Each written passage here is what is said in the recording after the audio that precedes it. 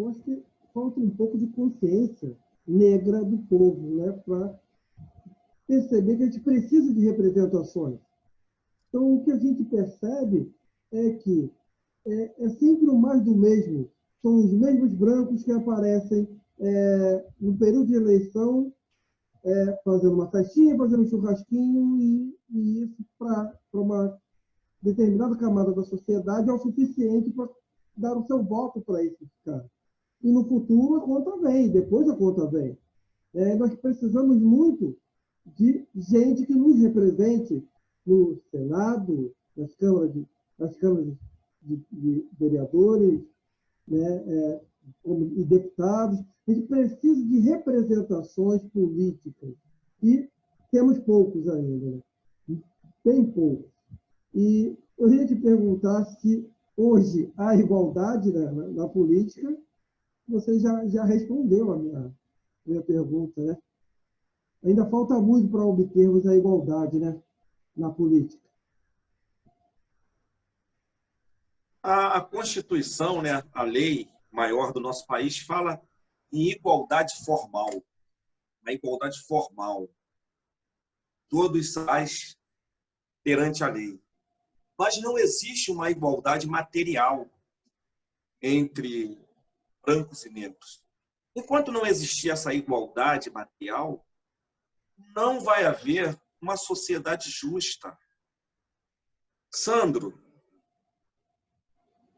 o Supremo Tribunal Eleitoral, o Superior Tribunal Eleitoral, determinou uma resolução muito importante para as eleições passadas, que eram as cotas para os candidatos pretos e brancos, né? A distribuição do recurso financeiro igualitariamente às etnias. O que nós vimos de pessoas que sempre se reivindicaram branca, se declarando parda para receber esse fundo eleitoral, foi um negócio assim horroroso. O que a gente vê de fraude nas cotas raciais para ingressar no concurso público e nas universidades é algo criminoso. Ninguém quer viver o que vive o preto e a preta na favela. Ninguém quer ser preto e preta na favela recebendo os camburões, os caveirões, diariamente, sem água, sem saneamento, sem posto de saúde. Ninguém quer viver essas condições. Agora, quando o Estado oferece o mínimo, um projeto para beneficiar essa população, ainda vem aqueles oportunistas, covardes, querendo, que nunca aceitariam viver nas condições que nós vivemos, querendo tirar o que nos é de direito. Porque as cotas é para beneficiar uma minoria do povo negro. Não é para beneficiar o conjunto da população negra. Essa é a história das políticas de ação afirmativa no mundo. Seja na Índia, seja em países europeus, seja em países africanos, seja nos Estados Unidos, seja onde for. A história das cotas raciais, das políticas de ação afirmativa, é para beneficiar uma minoria. As cotas raciais no Brasil vai beneficiar uma minoria dos estudantes negros. Vai criar uma classe média, que é importante ter. Advogados, médicos, engenheiros, enfermeiros, negros e negras, geólogos. É importante, mas não nos iludamos. Esse pessoal vai ser uma minoria como é nos Estados Unidos. A gente fica olhando lá para os Estados Unidos, aquela classe média poderosa dos Estados Unidos, e a gente às vezes se ilude se a gente não conhecer aquela história. Os Estados Unidos tem 2 milhões de presidiários. É a população é a maior população carcerária do mundo. 2 milhões. A população negra americana, os afrodescendentes, os afro-americanos representam 14% da população. E são mais de 60% dos presidiários. A massa negra, os Estados Unidos, aquele país que é o mais poderoso do mundo, até daqui a 3 anos, porque a China vai passá-los, se já não passou, aquele país tem 40 milhões de pobres. É uma Argentina. É um estado de São Paulo. O país mais rico do mundo.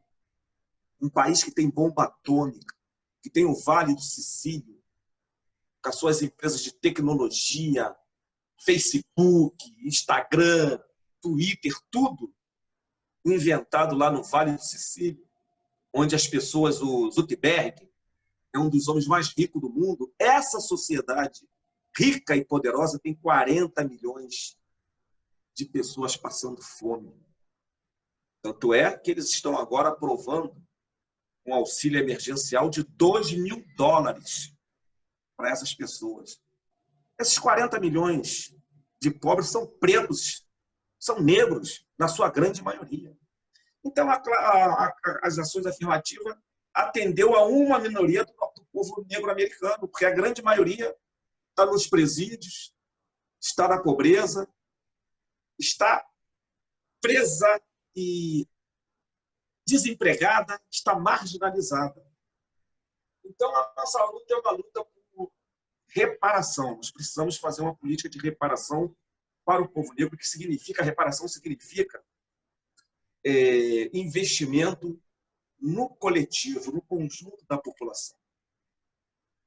Significa que a Prefeitura do Rio, por exemplo, vai arrecadar tantos por cento na Penha, tantos por cento em Madureira, tantos por cento em Bangu, aí no teu bairro, tantos por cento em Campo Grande, e vai pegar esse dinheiro e vai retornar para esses bairros, para essas comunidades, e não investir 80%, 90% na Zona Sul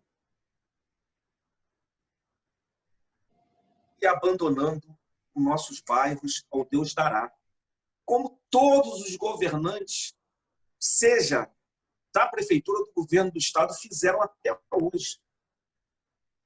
Por isso que nós temos que resgatar uma história que o PT lançou lá na década de 80 em Porto Alegre, uma história chamada orçamento participativo. O que é o orçamento participativo? A prefeitura convoca a população e fala, olha, aqui eu tenho 100 milhões no erário. Tenho 100 milhões no orçamento da prefeitura. Nós vamos fazer assembleias comunitárias, assembleias populares, assembleias do povo para discutir aonde esse recurso vai ser investido. Isso foi uma experiência revolucionária na administração pública no nosso país. Infelizmente, outros governos que entraram não deram continuidade a essa política. Sandro, fica à vontade para me cortar, que eu, quando começa a falar, eu não paro, tá? Eu não sei se eu estou dentro do tema. Fica à vontade. Aqui o programa é seu. Marcelo. Eu estou vendo aqui que nós estamos chegando quase aos 45 minutos do tempo que você falou do Zoom, né? Deve estar quase na hora de cair essa primeira parte. Mas fica à vontade aí, você que dá a linha. Ok. Me diz uma coisa, como é que se deu início a sua relação com o Movimento Negro Unificado? Como é que foi essa relação? Como é que começou isso? Como eu te falei, eu comecei na luta antirracista em 76, 77, 78, por exemplo, eu participava de um grupo de jovens negros de favela e periferia. Nós éramos muito politizados naquela época, muito mesmo. O Departamento Cultural da Imperatriz Leopoldinense era dirigido pelo Partido Comunista Brasileiro, PCB. E eu me aproximei do pessoal do Departamento Cultural da Imperatriz Leopoldinense, que a gente morava na Vila Cruzeiro, então a gente atravessava, né, lá para a Olaria, ia andando, ia a pé até a Imperatriz. Eu tive meus colegas que tocavam na bateria, eu nunca toquei nada, infelizmente. É uma das minhas frustrações não tocar um berimbau, um tamborim. Eu nunca saí na bateria da Imperatriz. A gente era pobre pra caramba, a molecada que saía na Imperatriz ganhava roupa de graça, né, da bateria e desfilava. Eu ficava chupando dedo. Eu ia assistir o desfile, mas como eu não tocava nada, eu não... E o departamento cultural tinha um grupo de teatro. E eu participei do grupo de teatro. E tem uma instituição da qual eu me elegi agora, no ano passado, para a direção dela, é uma instituição chamada Instituto de Pesquisa da Cultura Negra. Não sei se tu conhece, fica ali na Lapa, na Rua Mendes Sá. Foi fundada em 1975, 3 anos antes da fundação do MNU, que foi em 1978. E em 1978, quando o MNU estava sendo fundado, em abril de 1978, eu participei de uma peça de teatro no IPCM em homenagem a Luther King, porque abril de 78 fazia 10 anos do seu assassinato. E eu fiquei namorando o MNU de 78 até 93. Foram 15 anos de namoro. Uma turma, uma vez, foi lá na Vila Cruzeiro, no Campo do Hort, me procurar, ouviu falar. Porra, lá na Vila Cruzeiro tem um jovem negro lá que, pô, o cara é bom. O cara tem uma consciência terrível. É sindicalista da oposição. Eu era metalúrgico, fiz curso no Senai, não contei essa história, né? Com 16 anos eu estudava no Senai, fiz curso de ajustagem e ferramentaria, fui trabalhar em metalúrgica, fui da oposição metalúrgica, 79, aquelas greves do ABC, eu era metalúrgico, ficava torcendo lá para o Lula, que botava 200 mil peão lá no ABC da Ford, fechava aquelas empresas automotivas, aquelas greves históricas que enfrentou a ditadura, né? Então, eu era metalúrgico e o pessoal do MNU foi lá tentar me ganhar, me cooptar, né? Mas não deu certo, não sei porquê. Só em 93 que eu entro para o MNU. 4 anos depois, em 97, eu sou eleito para a direção nacional pela primeira vez. E hoje eu estou aí exercendo meu 4º mandato, não seguido, mas intercalado, como dirigente da entidade, né, uma organização que tem 42 anos de luta contra o povo negro. Mas eu quero dizer para você, Sandro, que a minha luta não é uma luta só antirracista. Essa é a luta principal. Quando eu fui deputado, eu fui da comissão de transporte da Assembleia Legislativa. Nós travamos uma luta muito grande contra a máfia do transporte, que só agora está sendo desbaratada. De alguns anos para cá que está sendo desbaratada, porque a máfia do transporte, a FETransport, que é um antro de corrupção, eles não permitiam, por exemplo, que o metrô do Rio de Janeiro, eu sou metroviário, eu fui durante 6 anos da direção do Sindicato Metroviário, e eu travei uma luta muito grande contra a privatização do metrô. O metrô era um serviço de excelência. E agora você anda nos trens aqui do ramal de Gramacho, que passa aqui na Penha, sai de Gramacho, Caxias, passa aqui na Penha. Você pega os trens hoje da Supervia, eles são mais limpos e ventilados do que o metrô. A privatização do metrô foi ruim para a população. Então, eu participei da comissão de transporte e lutei contra a privatização das barcas. O povo que usa a barca paga uma tarifa enorme. Agora, a prefeitura autorizou o aumento da passagem de ônibus de trem e barca. Parece que estão recuando. Depois que aprova, recua. Em vez de fazer um estudo, se a inflação ao ano está em 4,25%, como é que você vai aumentar para de 20%, isso é um assalto, é um crime contra a população pobre, a população trabalhadora que precisa usar o transporte público. Então, eu sempre fui ligado ao sistema de transporte, porque como eu sou metroviário, eu sou apaixonado pelo sistema metroferroviário. Você sabia, Sandro, que o BRT Transcarioca é a linha 6 do metrô? Não, não sabia. O BRT Transcarioca, que sai da Barra e vai até o Galeão, é a linha 6 do metrô. Tem um projeto para esse trajeto ser a linha 6 do metrô. Os empresários não permitiram que a linha 6 saísse do papel. A linha 3 vai de Niterói, sai da Carioca. Sandro, tem a estação Carioca do metrô? Você já foi lá, né? Conhece? Sim. Se você descer, embaixo daquela estação, existe uma outra, prontinha, há mais de 25 anos. Sabia disso? Não.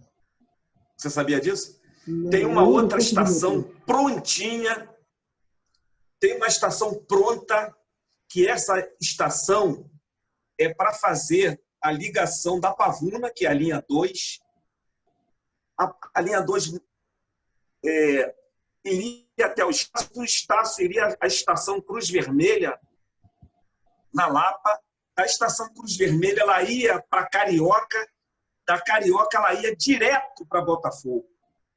Então, a da Pavuna ia direto para Botafogo, sem fazer baldeação no Estácio, ou sem fazer aquela gambiarra. Fizeram uma gambiarra. O nome daquilo que fizeram,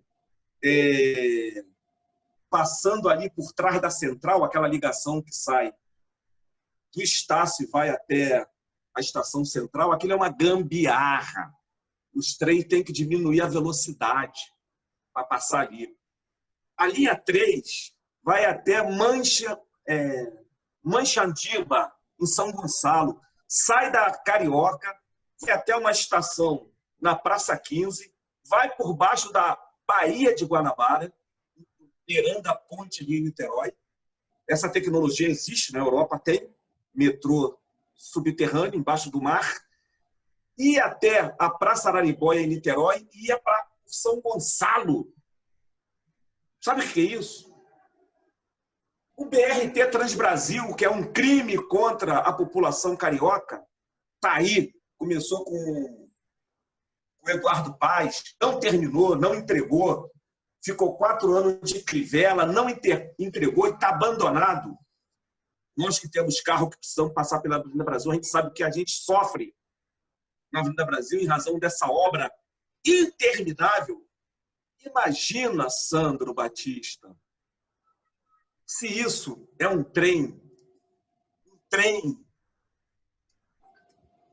metrô de superfície, como existe no México, um trem saindo da Candelária e indo até Santa Cruz pela Avenida Brasil. Quantos ônibus, quantos carros você ia tirar?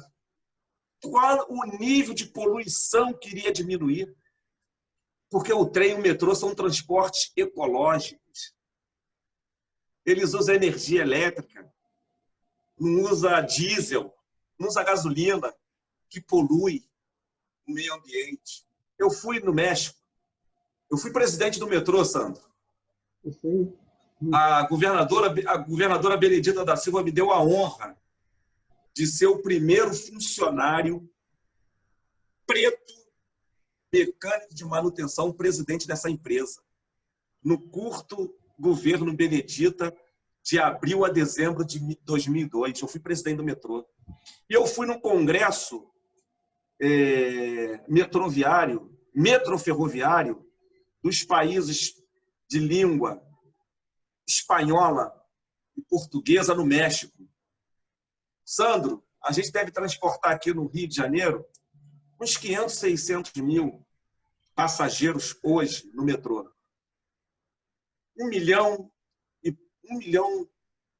no trem. Naquela época, em 2002, metrô do México transportava 4 milhões de passageiros por dia. Eu fui em Paris. Eu andei de metrô Paris toda. Você conhece a cidade toda andando de metrô. Você pega um mapinha e vai. Isso é o transporte de cidade desenvolvida. Não é essas carroças que são os ônibus do Brasil. Essas carroças. O BRT funcionando é um paliativo. É melhor do que os ônibus comuns. Mas é um paliativo que a gente precisa transformar o BRT Transbrasil em metrô de superfície, com ar-condicionado. O metrô, o trem, transporta 2.000 usuários. O ônibus transporta 40, 60 com 20 em pé. Olha a diferença. O carro do BRT vai transportar 200 pessoas. Um trem, 200, perdoe, trem, são 10 composições do BRT. O BRT transporta 200 pessoas, o trem transporta 2.000. Isso. Agora, os nossos empresários que são amarrados pelos empresários de ônibus vão implementar esse projeto, esse transporte ecológico, esse transporte não poluente, rápido e seguro. Quantos acidentes de trem, de metrô você já ouviu falar que existe? É o mínimo. É o mínimo. Quantos acidentes, quantas pessoas morrem? Todo dia de acidente de carro. Mas a indústria automotiva, os empresários do setor automotivo, não permite o desenvolvimento do sistema metroferroviário no nosso país. O sistema aquaviário. Por que você não implementa a viagem do Rio para o Nordeste através da rede marítima, dos navios? Por que não desenvolver isso? Então, Oi? Não é interessante para alguém. Não é interessante para eles desenvolver. Então, eu falo muito de racismo, porque as pessoas me provocam nesse tema, mas eu também estudo um pouquinho as outras áreas. É preciso a gente ter uma visão multifacetada, né, da nossa luta, ter uma avaliação de conjuntura. A gente pode aqui falar de sistema de saúde, porque defender o SUS, por exemplo, é algo que interessa a população pobre. O Boris Johnson, o primeiro-ministro da Inglaterra, pegou Covid alguns meses atrás. E quando ele saiu do hospital, ele falou: se não fosse o sistema público de saúde da Inglaterra, eu estaria morto. Esse SUS sucateado, abandonado pelos governantes, é o sistema que salva vidas. A maior nação do mundo, mais desenvolvida do mundo, mais rica do mundo, mais poderosa do mundo, não tem um sistema público de saúde. E olha lá quantos mortos, 350.000. Ano passado, 4.000 mortes por dia. Aqui no Brasil, nós estamos em 1.000 e poucos mortos por dia, e é uma ação criminosa. Imagina 4.000. A nação mais desenvolvida do mundo, em razão de não ter um sistema público de saúde. E quem está morrendo lá? Os ricos têm dinheiro para frequentar os hospitais caríssimos. Quem está morrendo é o pobre, não tem sistema de saúde. Então, o SUS é uma bênção na nossa vida. Nós, pobres, trabalhadores, negros e negras, mulheres, temos que ter na nossa mente que defender o sistema único de saúde do Brasil é defender a nossa vida. É defender a nossa vida, Sandra. Perfeito, perfeito. Bem, Marcelo, vamos para as considerações finais aqui do nosso bate-papo. Então, para a gente fechar aqui, quais são os seus projetos agora do futuro? Eu sei que você já está pensando em se afastar do MNU, já falou. Eu vi que você falou que está lendo um livro de 1000 páginas, quer ser um contador de história. Isso vai ser fato mesmo? Vai virar contador de história? Me conta os projetos de futuro. O contador de história na cultura africana se chama griot. São os griots que mantiveram a história oral do continente africano. Como é que você vai conhecer a história da universidade mais antiga do mundo, que está na África, não está no continente europeu? É através dos contadores de história, dos griots. Como nós vamos saber que a sociedade ocidental, que tem a sua base na sociedade helênica,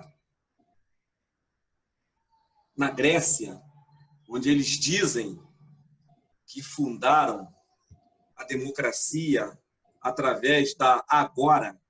Agora era quando os gregos se reuniam. Agora não, agora.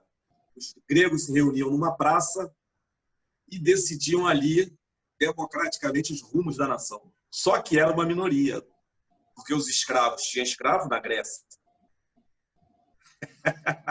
A escravidão negra africana foi uma invenção dos europeus, mas já existia escravidão no mundo europeu. Todo mundo conhece a história de Esparta e Atenas. De Espartaco, o escravo branco que lutou contra Atenas. Então, o pessoal fala que a democracia ocidental, essa concepção de sociedade democrática, surgiu na Grécia. Só que ninguém fala que Heródoto e os seus parceiros, Plutarco, foram beber na fonte africana. Eles foram no Egito, Egito Negro. Eles foram lá estudar matemática, astronomia, com as sociedades de Kemet, da Núbia, de Cush. Cush está na Bíblia. Uma das 12 tribos que formou o panteão cristão, uma delas é a Cuxita. E Cuxita está na Etiópia. Sulamita, que é cantada em prosa e verso, nos cânticos de Salomão, ele diz: a sua pele é a cor do sol. A pele dela não é a cor do sol, não. A pele dele é preta, porque ela é africana. Etíope, Cuxita, da tribo de Cuxi. Então, essa turma foi beber na fonte da África. Ô, Sandrão, eu estava lendo agora recentemente, vou procurar e vou te mandar. Existe mais pirâmides no Zimbábue, na Núbia, no Sudão, do que no Egito. Mas todo mundo só fala do Egito, porque o Egito está embranquecido. Você já viu quantos negros tem na Arábia Saudita? Quantos negros tem no Kuwait? Porque o canal do Suez foi uma obra da mão europeia. Porque o canal do Suez separou a Ásia, o Oriente Médio, do continente africano. Porque a Arábia Saudita, Kuwait, aqueles reinos ali árabes, era um continente só, era tudo africano. Por isso que tem negros pra caramba desses países. Então, o contador de história é o cara que vai beber nessa fonte. Eu não estou lendo, eu não comecei a ler um livro de 1000 páginas, eu preciso começar. Porque não é só um, são 8 livros, são 8.000 páginas. Esses 8.000 livros contam a história da África desde o início até hoje. Ele foi escrito por intelectuais, filósofos, historiadores e professores africanos, sobre o auspício da Unesco, que é o órgão da ONU, da Organização das Nações Unidas para a Ciência e Cultura. Foi a Unesco que tem esse projeto de décadas que estão construindo, e agora, alguns anos atrás, lançaram. Eu comprei os 8, está aqui. Eu preciso começar. Então, o meu projeto é esse, o meu projeto futuro, de eu devorar esses livros e começar a fazer palestra, a ir para dentro das favelas, contar essa belíssima história africana, falar sobre Timbuktu.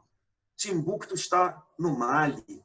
O Mali hoje é um país lá do norte da África, destruído, pobre, mas é onde está a universidade mais antiga do mundo. Está em razão das invasões europeias. Nós precisamos falar do Haiti, Sandro. Toussaint Louverture, o líder do exército escravo, Dessalines, o general Dessalines, todos dois haitianos derrotaram o exército mais poderoso do mundo, o exército de Napoleão, o exército francês. Foi a primeira revolução de escravos vitoriosa no mundo. Não teve outra. O Haiti fornecia açúcar, madeira para o continente europeu. Pagam, depois de 200 anos de independência, foi o segundo país das Américas a conquistar a independência. O primeiro foi os Estados Unidos, o segundo foi o Haiti. O Brasil foi 100 anos depois. Para ter uma ideia. 100 anos depois que nós nos libertamos de Portugal, os africanos escravizados do Haiti. Até hoje é o país mais pobre das Américas. Sabe por que é mais pobre? Porque até hoje o imperialismo francês, imperialismo americano e o imperialismo europeu pune o povo haitiano pelaquela ação de rebeldia revolucionária que derrotou o exército mais poderoso do mundo na época, que não era o exército português, não era o exército inglês, não era o exército holandês, era o exército de Napoleão Bonaparte. Então, a nossa juventude precisa ter como heróis, a nossa juventude que está na favela, vendo como heróis quem não é herói, precisa conhecer Dandara, Aqualtune, Rainha Nzinga, o rei Zulu, o rei Chaka, que enfrentou os ingleses e os holandeses na África do Sul, na nossa querida Azânia. Precisa conhecer Kunta Kinte. Alex Haley escreveu Negras Raízes, contando a história da escravidão nos Estados Unidos. Então, a nossa juventude precisa conhecer João Cândido, Lima Barreto, o maior literato do Brasil. Dizem que é Machado de Assis. Eu acho que é Lima Barreto. Lima Barreto era suburbano, era preto, pobre, e Machado de Assis era um negro de pele mais clara que foi embranquecido pela historiografia oficial. Então, nós precisamos conhecer Lima Barreto. Não é verdade? Precisamos conhecer Tia Seata. Precisamos conhecer Tia Seata, que fundou a pequena África ali no Estácio. Nós precisamos conhecer Donga, Pixinguinha, os 8 Batutas. que foram o nosso chorinho lá na Europa, que encantou os europeus. Nós precisamos conhecer. A garotada da favela precisa conhecer essa história que é linda. E se a gente conhecer essa história, aí, meu irmão, não tem branquitude que vai nos segurar. Foi um prazer estar aqui contigo. Estou à disposição sempre. Não falei aí da minha atuação como advogado. Eu falei para você que a nossa luta, eu sou da Frente Democrática da Advocacia, que é um advogado de esquerda, socialista, que luta contra a omissão da OAB frente às violações de direito que está acontecendo no Brasil. E o primeiro violador de direitos desse país é o presidente da República.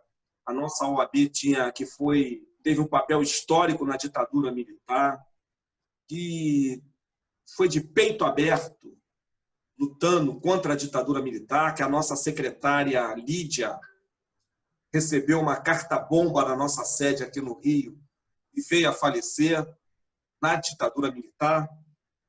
Então, essa OAB precisa ser uma OAB que saia do seu pedestal, do seu palácio de cristal e venha para dentro das favelas, venha para dentro da periferia, para a Baixada, para o subúrbio, defender aqueles que estão sofrendo a violência genocida do Estado opressor.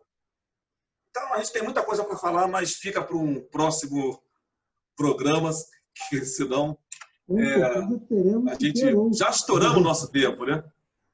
Então, fica à vontade, meu querido. Fica à vontade, você tem meu telefone, tem o contato do meu irmão, do meu amigo Marcelo Guimarães, que é teu parente, né? Isso, meu primo. Que é o primo, uma pessoa... Foi meu cunhado, tu sabe disso, né? Foi meu cunhado e uma pessoa que eu tenho como parente, que eu tenho com muito carinho, guardo com muito carinho. Foi meu assessor quando eu fui deputado estadual, me deu a honra de me assessorar e até hoje é meu amigo. Até hoje é meu amigo. Conheci a mãe dele, conheço o filhote dele, que já deve estar com seus 30 e pouco, teu primo. Então, é uma família e é uma honra ter conhecido você, Sandro. Tá? Fica à vontade, meu camarada, para a gente continuar esse debate. Independente de ser entrevista.